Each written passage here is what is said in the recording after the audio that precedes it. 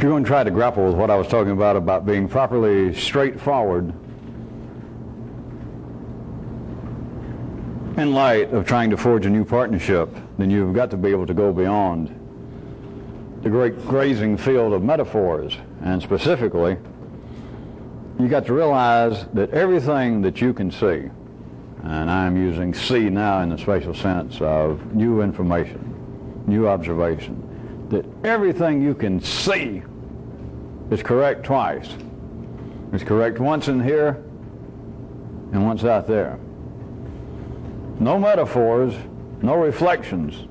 And I tried to get you started, even with your own reading background, a few nights ago, if you recall, that throughout history, as long as man has been talking, as a matter of fact, all right, I'll be specific. Man started talking, let's say on Monday. Tuesday, somebody said, do you realize hunting tyrannosauruses is somewhat like a metaphor for baseball? I mean life. The second day, somebody pointed out, because it struck them that everything that the nervous system in me individually seems to construct.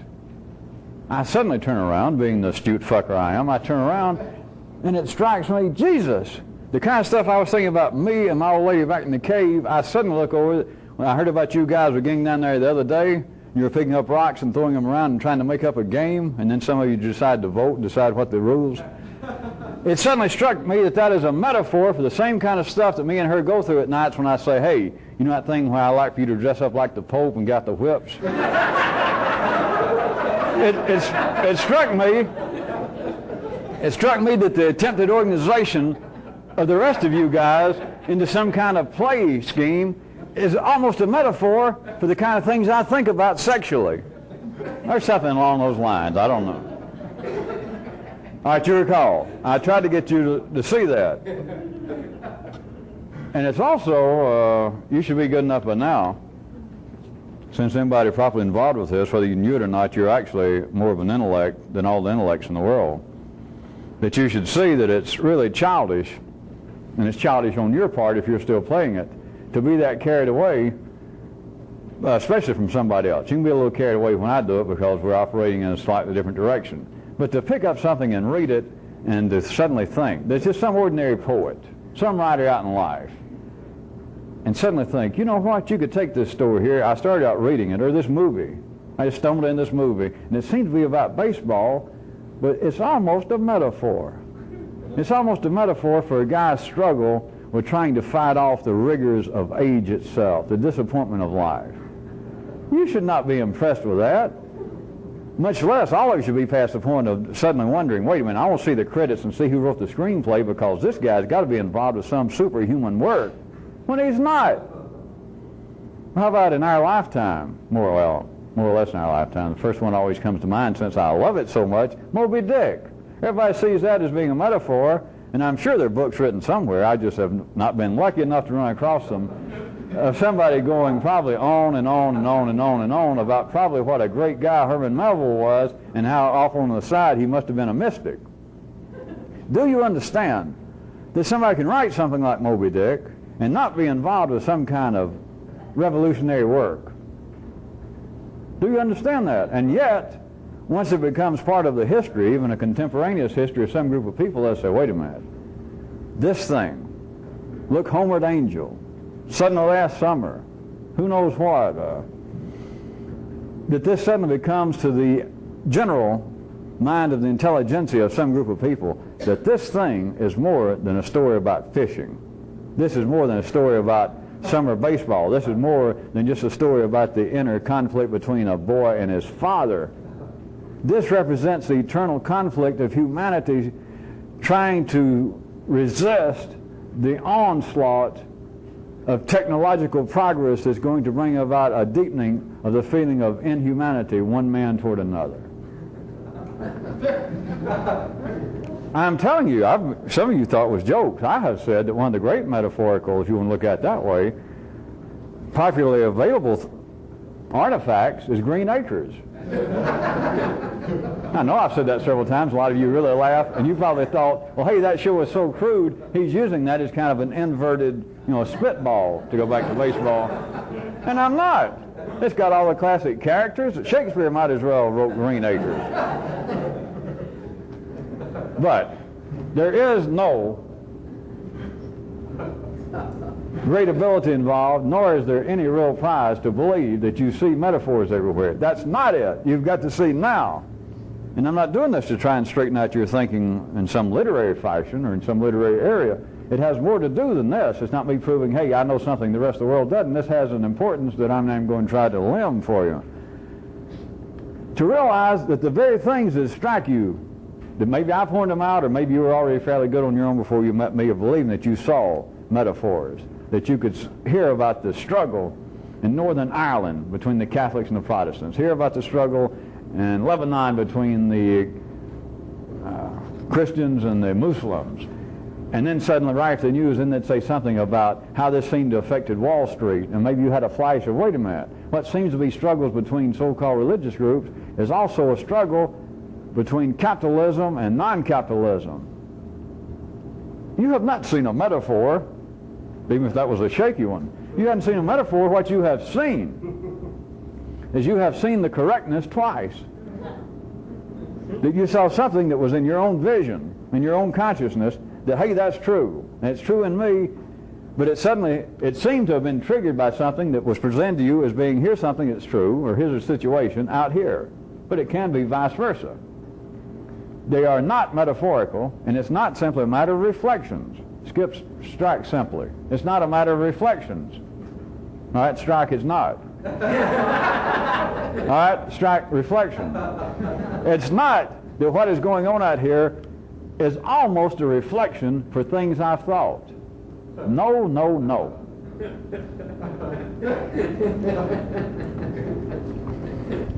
Since everybody likes it in black and white, or some of you like it in red and white.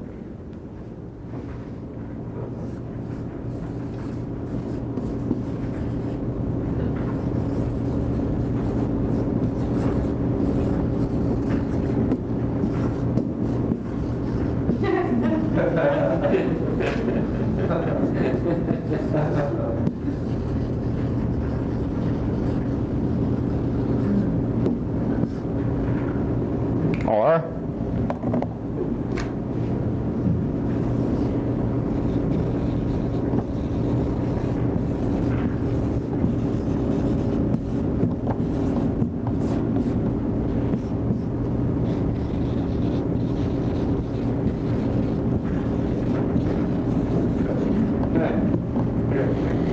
the structure of life is the structure of consciousness, not metaphorical, not as a simile, not as a reflection. The structure of life is the structure of consciousness. Now, we're again at one of these areas. I can say that, and there's nothing that right angle, that obtuse. The sentence makes sense. Now, plenty of human consciousness could hear this, other parts of life's body, and say, well, that's a clever little turn of a phrase, I guess, but it doesn't mean shit. It does, but it is so obvious, and it eats up almost all the world of literature, or at least, I guess what we call, academically speaking, the world of literary criticism. Because there is no music, there is no sculpture, there is no painting, there is no literature that is a metaphor for life. It is life. Nothing is a metaphor for anything else except for children. You have to tell a child, don't do so-and-so. And they go, why? And you say, well, because a troll will jump out and nibble your toes away and scare you. You don't want that to happen. No, no, no, well, don't do it. The whole point is, you can't tell a child. Many parents, almost all humans go through some version of this. You can't tell a child what it's asking, or at least I don't have the time to go into it and be a waste of time. So you speak to them, whether you ever call it this or not, you speak to them in metaphors. To believe that there are metaphors, to believe that there is something that humans do, whether willfully or not, that in some way has a secret message, you're still playing in the kindergarten area, even if you're doing it to yourself. To forge a new kind of partnership is, in a sense, to be able to forge a new kind of sight, that you simply turn and look in the structure of life. It can't be otherwise. The structure of life is the structure of consciousness.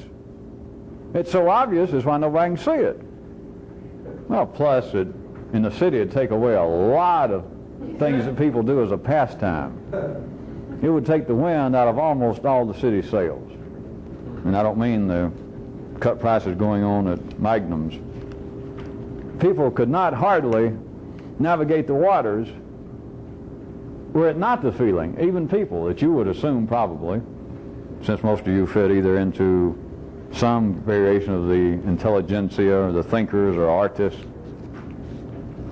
that you would assume that bricklayers, the uneducated, the straightforward people, probably a lot of them don't even know the word metaphor, which they probably don't.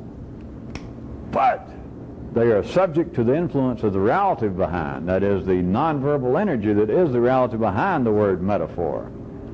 Why do they like sports? Why do they sit and watch electron beams on the surface of a tube that appears to be figures moving, playing baseball, basketball, track? Why? How much, if any, vicarious enjoyment can the body get from watching somebody else do something? Unless you are really strange, how many X-rated dirty movies can you watch without deciding, hey, I believe I'd like to do that? I'll answer for you. If you're my kind of people, about 2 or 3 minutes worth, and that's it. You get the point.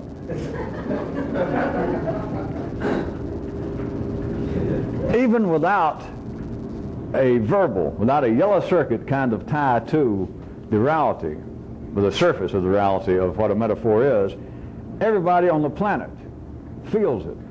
It is a part, I would suggest to you, and if you want to, I'm not going down this line again, but it's part of the area that came about, or has manifested itself again in the idea of myths, religious stories, the subconscious. Who did the night? I forgot to ask. Marcus and David.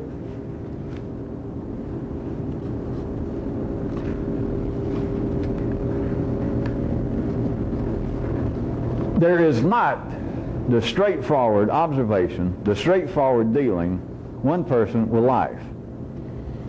Now, the further it is down the nervous system chain, that is, the more it is down to a physical level of exercise, physical toil, fucking, eating, the closer you are to what would fit into some sort of straightforward, sort of a hands-on, if you will, relationship to what you're doing. But as you start going further up the nervous system chain, the interplay of energy, the nervous system energy food chain, the further you go up that, the less there is of a kind of hands-on. Because as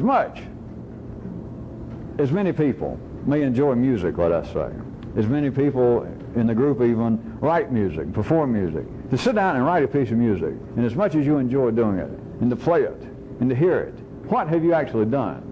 I mean, it's not like creating. I'm not comparing the quality, but it is not like putting together from your bare hands a wheelbarrow. It is not like putting together a chessboard. It is not something you can hand to somebody, or a hammer. You've got to find a certain potential audience to even listen to the music you just played. But then, no matter if it's your best friend, who may be a music lover also, nobody will ever have the same kind of appreciation of this piece of music than you did. That's why it's known, among other things, as a creative work. There is no way that another person can grab your piece of music in the same way that they can grab a hammer, and they say, you made this, and they feel the balance of it, that you actually did all of this, yes. You cannot put your hands on that. You cannot even put your hands, if you can follow me on up the scale a little further, on up the nervous system, into the world of ideas. For somebody to call their best friend over and say, I just had an idea. It just struck me that life is almost a metaphor for baseball. Another person may go, hey, that's pretty witty. In fact, that seems to have further what? Metaphorical implications. Wow, that's wow. And you go, you like that? You like that? And they go, yeah. But they can't like it like you did, because you cannot hand it to them like you did this hammer that you made. And then go, and even use it. They can go, oh, I like that, I'm going to remember that, I'm going to think of that further. But they cannot hold it and use it like a hammer. They cannot appreciate it in that same manner. There is not a direct, straightforward relationship in the same way the further up you go as there is, relatively speaking, down at the level that would appear to be relatively simple and physical. Therefore, if you remember where I was, I suggest to you that in life, people who never use the term, people that you would consider to be very unsophisticated, still operate, they feel that much of what goes on in life has other messages. That is, it's metaphorical. And it is not. But the more sophisticated, that is, the more that your nervous system is oriented toward the higher areas, the more you begin to feel, if not say, and if not think, but the more you feel, all the way to think, that things that are going on out in life are metaphors for what may be going on inside of some people. When you go further down, I'll make sure that you caught what I was trying to get you to see right quick, because it's true in you and it's true out in life. When you go down as far as you could in the nervous system, those that are oriented almost entirely at the lower end of the nervous system, now if there was such an example, if such an extreme, they would be the exceptions, that they would not feel life as a metaphor for anything. And if you tried to talk to them, if they could talk enough, and you explained what a metaphor was, and they went, all right, I think I got it. And you said, all right, look around you, what do you see out in life to be a metaphor for what goes on in you? And they'd say, nothing. Well, people at that level, do you understand also, you laughed, do you understand that those people would be, day by day, if not hour by hour, scratching out a living? All they're worried about is keep their family and themselves alive and dry and out of harm's way another 24 hours. And so to ask them, hey, do you see getting out and hunting for food every day is kind of a metaphor for inside the kind of hunger you have to reach the higher spirits? And they'd say, no. If they were polite, they'd say something like, no. Even if they had me playing with justice and say, even if you could make them understand what you meant by metaphor, and you said, don't you see every day that you have to get up, and you have to keep moving the family, always on the move, and always wondering where you'll stay tonight and whether they'll be alive. Don't you see that as a metaphor for the rest of the spirit inside of each man? No. I just say I got to get out and keep moving to get something to eat. Now, if you'll pardon me, that is, he was still that polite. So I want you to see that from that kind of extreme, there would be no sensation of things out there in some way reflect sometimes things in here. And then if you go to the other extreme, when you get into the more and more and more and more sophisticated, people are almost top-heavy. People, it's almost all makeup and nothing else. To them, they're the kinds that would become the archetypical, me using the other end of a person that's almost illiterate and having to scratch for a living every day. Then from that extreme level to the other extreme level, the kind of person that sees almost all of life. They could be sitting around in their room and hardly ever leave, and to them, all of life, almost out there, is a metaphor for something. I went through all that. I want you to see that life is up to something. I was not going to try and make you see any clearer from me verbally about to what end this is going on, but I want you to see that there is an energy placed into man, not just the word metaphor. There is an energy passing in life's nervous system that goes through men, and it gives them the sensation, whether they have verbalization of this or not, that some of what goes on out there, at the least, seems to be a reflection in some,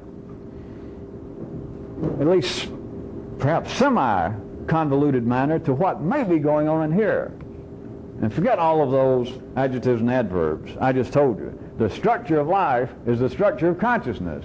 Not metaphorically, not a reflection, not a partial, convoluted version. Plus, if you want to look at it, starting from the other side, it doesn't matter. The order of your own consciousness, you and everybody else, is the order of life. That's it. There are no metaphors. Or, if you want it, you can have it both ways. Everything's a metaphor. But then everything, to say everything's a metaphor, you say for what? And if you say, well, I think for so-and-so, scratch think. All right, it seems to be for, no, scratch seems. All right, it is a metaphor for this. Okay, now, you're closer. Now scratch metaphor. All right, this is that. Ah! See, now we're getting somewhere.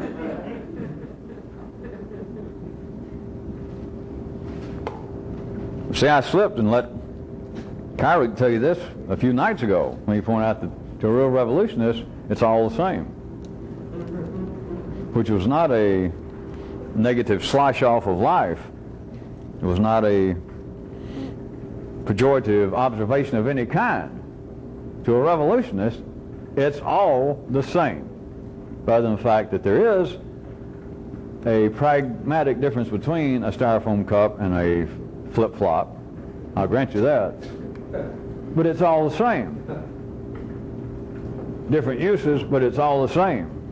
When you get past the styrofoam and you get past other uses of our petroleum products for such things as fashionable flip-flops, when you get past that area, then you get into, all right, there is extreme differences. Now we're getting serious in such things as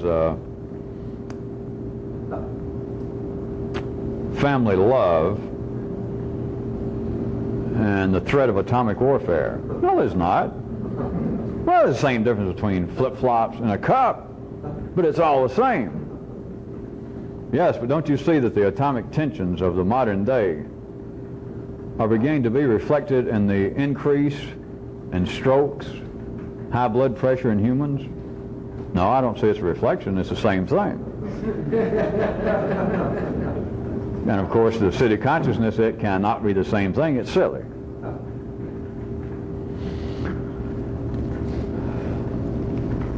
There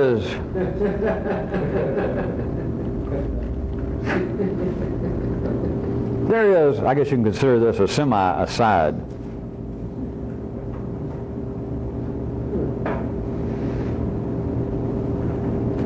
There's a way in which men, individual men, can apparently be irrational. That is, apparently operate in ways not to their own best interest. Correct? That apparently individuals can do that. But now keep in mind the structure of life, etc., etc.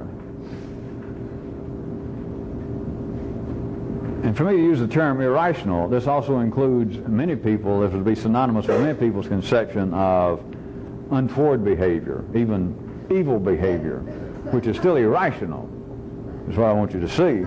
That apparently, me saying that people can't actually operate, or at least I hinted to, that people can't actually operate in ways that are not in their own best interest. But yet everybody believes they can. And some people believe that they in fact do execute the possibility. But that which appears to be irrational from your city view, back at the level of the city, that which can apparently be irrational behavior in an individual is impossible for life, because then what you've got to see is that there is a higher dimensional, a more complex, that amounts to an area that amounts to multi-rationality.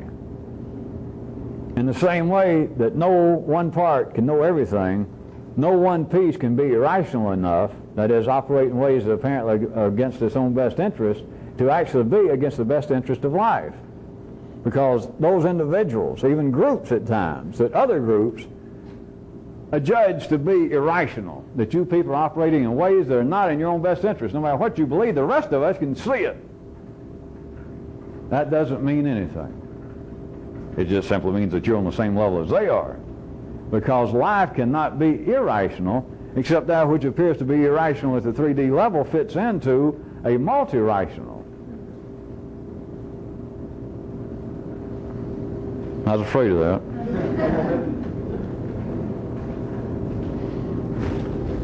Can you not see that that which apparently one person could do that would apparently be against their own best interest, if you put them in the midst of all other people, then the whole group, the body of life itself, is not working in ways that are irrational. They are not working at ways that are even potentially detrimental to life's own best interest. Remember, to build that new hospital and save all the lives over here, we have got to cut down those beautiful trees and put up that unsightly brickwork, pave that parking lot. To settle this grand and glorious nation in which we all live, we had to take those inconvenient people who were here already and, ask them to please shoo. That was not the way they looked at it. They, in fact, could look at it, and probably did, that the Europeans in the Southwest area, same version, different players, that these people are acting in ways not in our entire best interest, not just us, but they're here, they're raping our land. They're operating, they don't use the same kind of planning techniques we do. They're just coming in here roughshod, we have taken care of the place, and yakety-yak. They could look at one group or an individual. They can look at whole groups of people acting in ways that are irrational, that you people don't know what you're doing. We were here first, we know what we're doing, you don't know what you're doing. And it's not true. I was still afraid of that. Well, those of you that at times worry about that other people can act irrationally, just remember I tried to tell you one night. September the 23rd, 1988, I tried to at least point you in the right direction, but would you listen? No, you sit right there worrying about St. Quantum's Day and whether you'd have enough to drink tomorrow. And I tried, I'm telling you that an individual can apparently, including you, including individuals in you, can apparently act irrationally, going on all the time. And yet, if you can see that is not possible for life, you have got to have a new concept. You've got to have a new view, and what it would amount to is what I was trying to say within the words of, within the term of it would actually be a kind of multi-rational. That is, it would take in different forms, different versions, different definitions of what is rational, perhaps even including yours. But I said multi, so it would include other people's. And let's say this, it might possibly include this son of a bitch that you just adjudicated to be irrational, which I assure you, his behavior is not irrational to him, not if he's in the bell curve or the middle class back in the city. So that is his form of rational behavior. So do you see? Now we're getting somewhere, if you saw that, because now you can take 2 and 2, and it comes out, well, you know what. No, I don't guess you do, but trust me.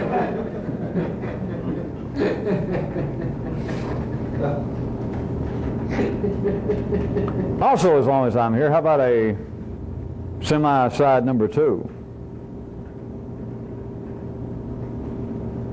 I might as well round up some buffaloes I never did bring in, since we're having such a formidable night tonight, especially for people who like the pronunciation formidable instead of formidable. To me, life's always been divided up into 2 classes of, never mind. Those who like laboratory, no. Why is cynicism so roundly and historically condemned? Remember, my question is like this when I start off, not just by life.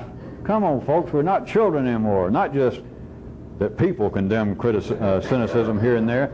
Life condemns cynicism. And it makes people in formidable positions. Even those who work in laboratories, in the halls of academia, people who have access to printing presses, people who live next door to Gutenberg, people who have spoken out and life heard them, they roundly condemn and say you should not be cynical. Not be cynical. It's life speaking, but it has oozed out through humans throughout history all over this planet. I ask you, why? Think about it a second. Of course, first off, I should ask you, what is it? Forget the dictionary, I didn't look it up. But what is cynicism? Think about it. When somebody's being cynical, what are they doing? And then why? It's very common. I wouldn't be surprised if a lot of you are not cynical several days a week at times during the day, at least to yourself. So it's widespread. But then it's equally, to say the least, condemned on a widespread level. So to what end? If you get some grasp, or even if it just makes you pursue the matter further, why, if you get some idea of what cynicism actually is, not the verbal definition, but what energy is behind what humans call being cynical? What's behind it? And why is it so roundly condemned And yet, being condemned is not stopped. The 11th commandment here and in other parts of the world was not, thou shalt not be cynical. As far as I know, no semi-sane society on this planet has an actual law prohibiting cynicism. And yet everybody, parents tell their little children, children tell their parents, no, don't be cynical. Don't be cynical. What is it? What kind of energy is flowing? What kind of energy is being transformed in a person who hears something and then goes, well, and they take what they heard, what they read, what they saw, what they remembered, they transform, they go, well, and they give their comment. And it's cynical. What is it? How are they taking some energy? I forget what the original energy was, what they thought they read, saw, heard, remembered. But they have transformed it, and it comes out, and other people would call it cynical. And you might even accuse the person. They might say, well, you're right. In that case, I guess I am somewhat cynical. What is the reality of that, and why is it condemned, and why does life, as over and over again, produce it on one hand, and on the other hand, have a whole bunch of people running out like with little duck feet, and it's a spire, and they're trying to stamp it out, and they can't. For everybody trying to stamp it out, I don't have the mathematical figures at hand, and I don't care to make them up right now. There's at least as many people being cynical at any given time, probably 2 or 3 times as many as those saying, thou shalt be cynical. So what's going on? How about semi-aside number 3? What's going on that life has people doing it verbally, and many people who perhaps would never do it overtly, but would hear about it and nod along in agreement, to verbalize this concept and agree to it, acquiesce to it, if not attempt to do it, the idea, the benefit, almost the perhaps cosmic, or the belief that there is some cosmic power driving men to be truthful with themselves. Of course, I won't be cynical like Kyrut might say, yeah, as opposed to what? As if they had a choice. What is it? That wasn't just cynical, by the way. I was trying to give you a little something before I went any further, assuming I do. To say that a person should be truthful with themselves. People even believe that analysis, of a contemporary psychological, psychiatric nature, self-contemplation, meditation, religions, certain narcotics, keeping a diary, keeping somebody else's diary.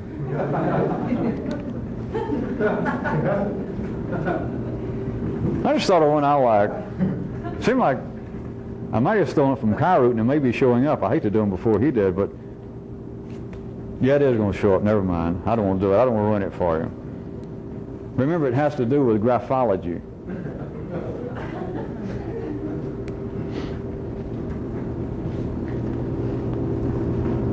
There is the belief, and it's a feeling now. It's not something that you acquired from the environment. It is not something you were taught. It is not something that in some way is singular to the human intellect. It does not come about from man's culture.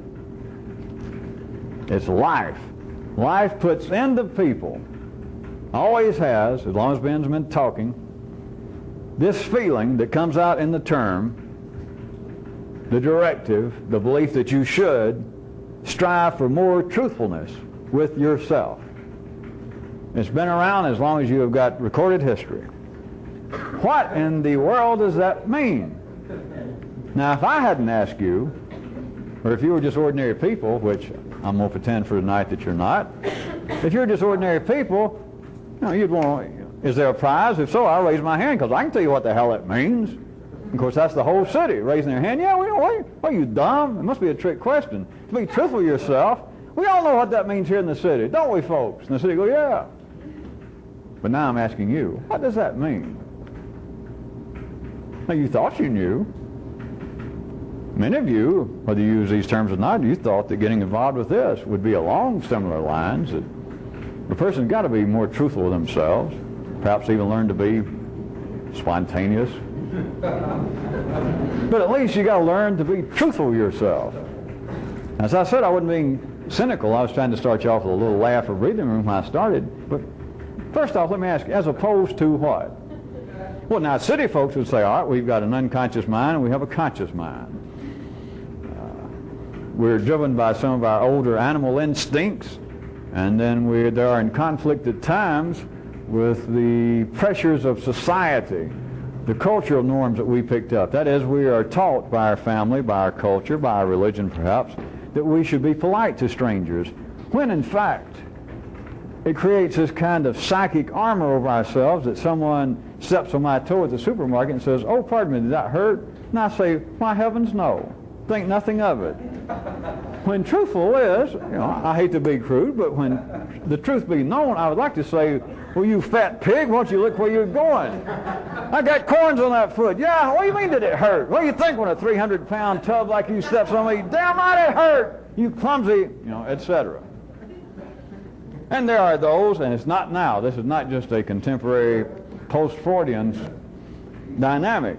Throughout history, this has been going on. And people would say, but now I'm going to use more contemporary terminology, people would say, all right, that sort of thing may be good in lubricating the wheels of society, but you begin to lie to yourself and you forget that you're doing this simply out of courtesy. And so it begins to build up kind of armor. It begins to moss coat your own truthful, spontaneous self. And it gets to the point that you're not even truthful to yourself. That somebody can say, oh, did I hurt you? Did I hurt your feelings just because I said I'm going to leave you? Well, no, dear, that's all right. Go ahead. And I got to where I'm out of touch with my feelings even. All that shit. I wish I hadn't brought that one up, because that's semi-side number 4, is people who say, I need to get in touch with my feelings. There's a place to really ask, really? Well, what are you in touch with now? Western Union, or what is it that makes you say or makes you feel that you'll be in touch with your feelings? Oh, I don't know, it's just a feeling I had.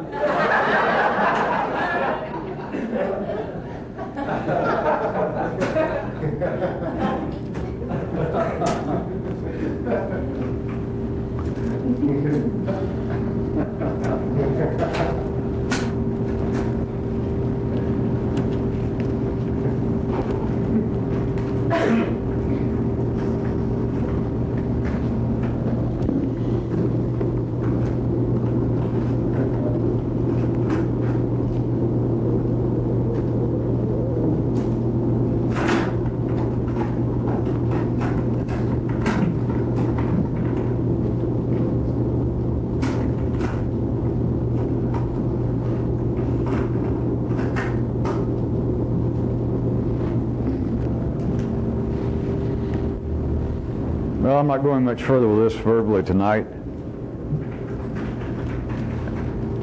But as always, when I present the twee to what end, what is life possibly up to, there's not simply a right or wrong answer, and there is not just one answer that you may think at times, even more blatantly, I may be pointing towards, you assume, that you're supposed to arrive at that answer into some words I have in mind. No.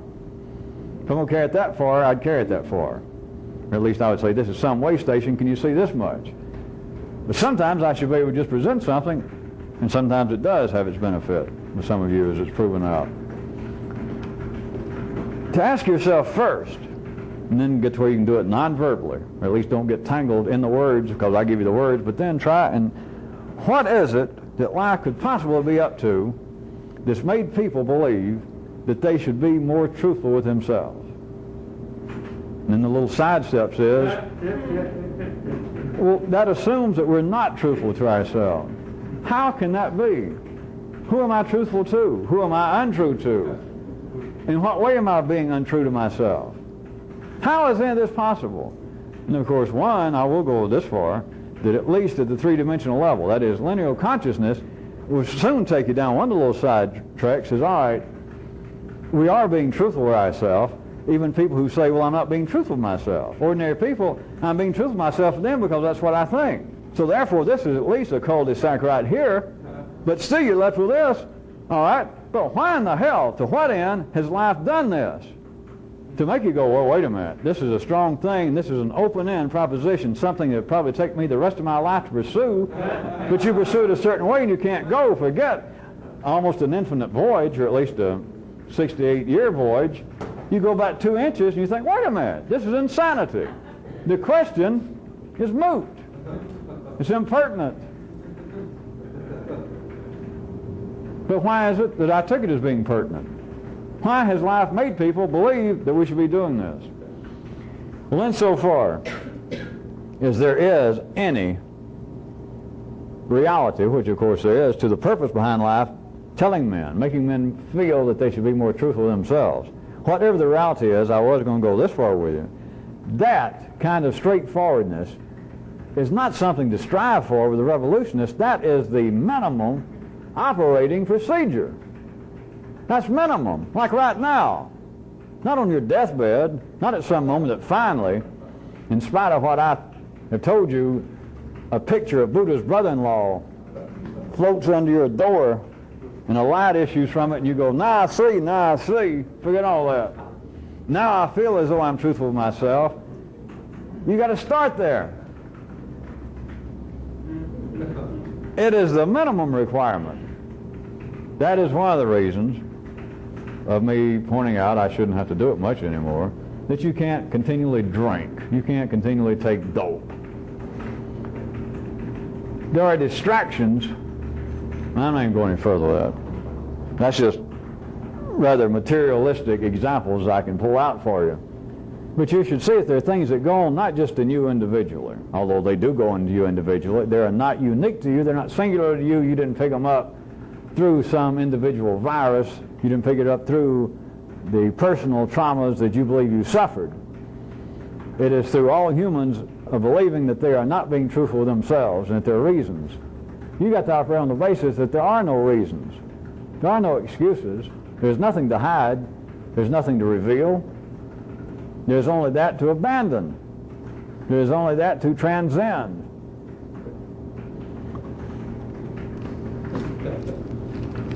Well, one more I want to do, because I often mentioned this night before last. For you people in other more cosmopolitan areas that I know take extensive sort of academic notes, that's from this part of the country, that is indicative of a certain scientific approach to say that I upend.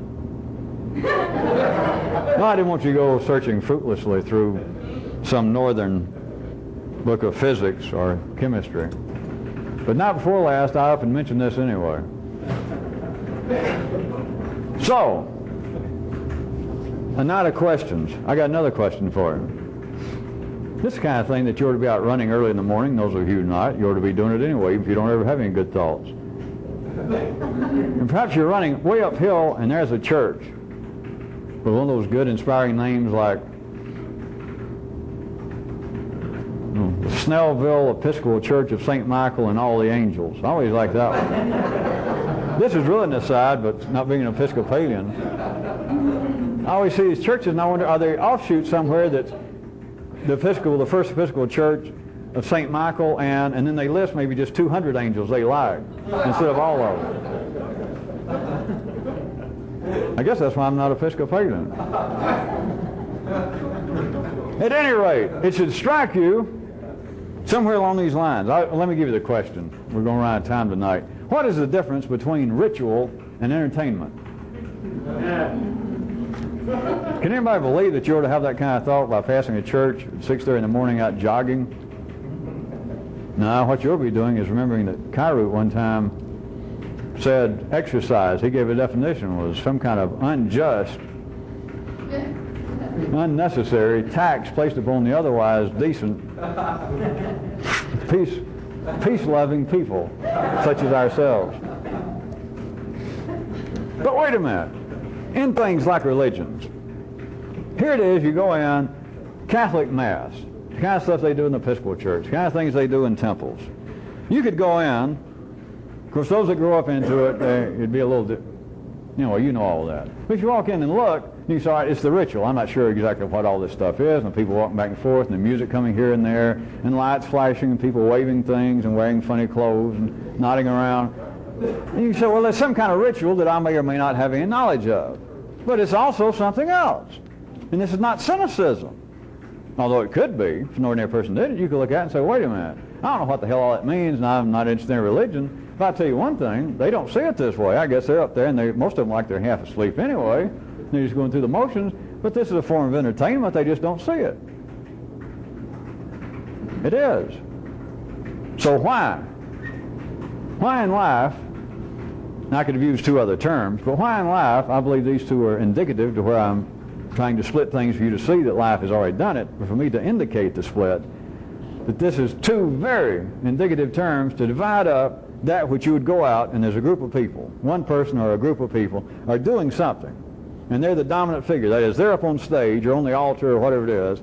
You take your place as the observer, at best a semi or passive participant, but you sit, and here's the two great divisions, entertainment and ritual. Am I right? Does that not cover everything you can think about? Sports, nightclubs, lectures, going to pay to have somebody teach you something, college. It all is either entertainment or ritual. All right? So what is the difference? I'll speak up for life at city level. Of course, me giving a complex and unexpected question like this, it'd take the damn city weeks and weeks to come up with the answer, so I'm glad I'm here to do it. Their answer would finally be this. All right, we've all thought about it, and we got the answer for you, smart ass. And I'd say, all right, put it on me, and they'd say, all right, ritual imparts some information. And I'd go, it took you weeks to do that. They would say that that is the defining difference, that a ritual conveys some information, whereas entertainment, blah, blah, blah.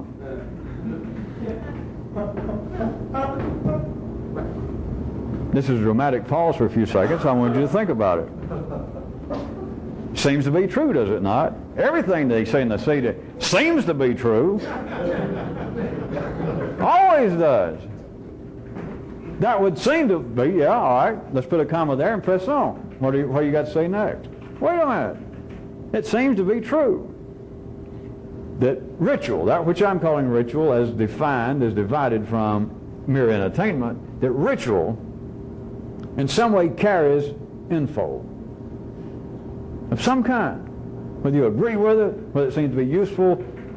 You know, the Catholic Mass, as opposed to seeing James Brown up on stage. The Catholic Mass, if you sit and observed it, and you took my split, my division, the split's already there, but you took my two words, there's an temporary operational manual, that some is ritual and some is entertainment, then you would say, you'd have to say, all right, the Catholic Mass to Catholics, people who understand, I'm not Catholic, I don't know exactly what is going on, but it is not mere entertainment. It's not to watch these guys dressed up like middle-aged women, you know, and walk around waving these things. This ritual, in some way, is conveying some kind of info to them.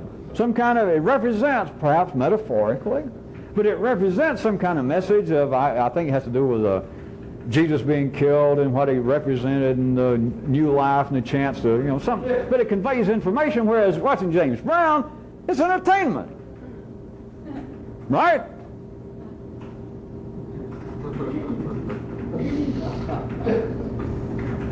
Think about it. All right, you're not going to think about it. But you're not going to think about it right fast enough. You'd go off and take the same length of time life would. So let me tell you something.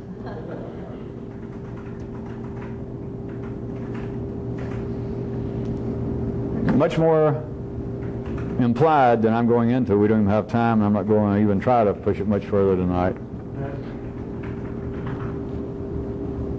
Anything that entertains you, but both are true, anything that entertains, but just take it personally, as you should. Anything that entertains you conveyed info. Think about just the simplest joke you can. The last joke you heard that you laughed at or that you read. If James Brown, he sang, he said, here's that song that they almost wouldn't play on the radio when I first made it. I'm a sex machine. And you laugh. It wasn't even a joke, but you laugh. Information was conveyed. And even if, now let's get non-verbally, that James and his good old 60-year-old self can still get up a few of the moves and leaps up and does a good split, and you actually laugh. You're entertained. You don't have to really just laugh, but you are just entertained to the point that just involuntarily you all go, ah, ah. If you're entertained, information is being conveyed. Now, I used, James, I was going to run a spectrum on you again to give you some room to fool around in. Let's move from non-verbally, just a man moving, watching the Olympics on TV even, and actually being entertained. I don't mean just almost incoherently having the TV on, but actually watching somebody physically do something, and you're entertained, info is being conveyed. But from that, let's go to, at least in the 3D world, the other extreme, verbally, to be entertained. And one way to be verbally entertained is a comedian. Jokes. Now, who would have ever thought that jokes, I don't care what kind, if you laughed at it, I don't care how crude, how racial, how sexual, how dumb, how childish, how offensive, how scatological, whatever it was, if you laughed between you and that joke, of course, ordinary people, they think it was between you and the comedian, whoever said it, some info was passed. But you got to forget all ideas about taking some outside so-called objective view and say, was the info worthwhile? Was it pertinent? Forget all that. Info, if you were entertained, nobody else has to define it. If you were entertained, even by a crude joke, info was conveyed.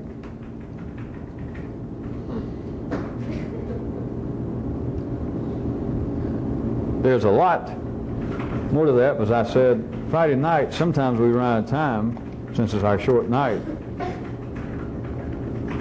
And that's the night sometimes that I just suddenly cut it off.